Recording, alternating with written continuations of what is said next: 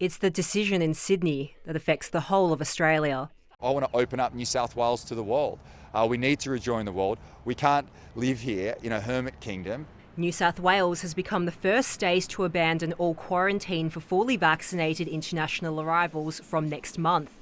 But there's been some confusion as to exactly who will be eligible. This is about Australian residents and citizens first.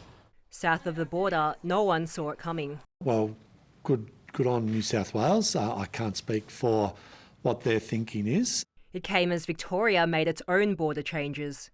From next week, travellers from red zones like Sydney won't have to complete 2 weeks in quarantine in Victoria as long as they're fully vaccinated, they've got a permit and return a negative test within 72 hours. So on top of the New South Wales announcement, that might mean people can fly from another country to Sydney and on to Melbourne without having to quarantine.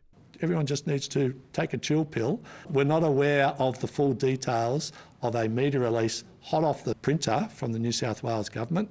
We don't need a chill pill. We actually need a proper plan and the health advice behind it. While people will be able to travel to Victoria from Sydney, in Melbourne, residents are still subject to a travel limit and can't go to regional Victoria. It's crazy. It directly affects me and a heap of other people. That's not right, I don't think. I don't think it's right at all. I'm double vaxxed. I feel like if that's something for between, New South Wales double vaxxed people can go between, then it should be something that I should be able to do as well. Part of the reason why the government won't allow travel between Melbourne and regional Victoria is the rising infections. There were 2,179 new cases today and 6 more people died. The government's also expecting there'll be more intrastate travellers than visitors from across the border. At Melbourne Airport, just 45,000 travellers passed through the doors last month, down from pre-pandemic levels of 100,000 a day. With Qantas putting on extra international flights to Sydney, Melbourne doesn't want to be left on the tarmac.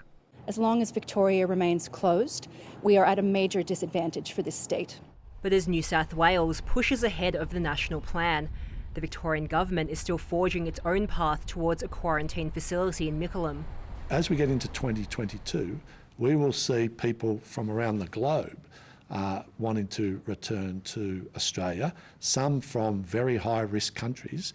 The first stage is due to open early next year. Leanne Wong, ABC News, Melbourne.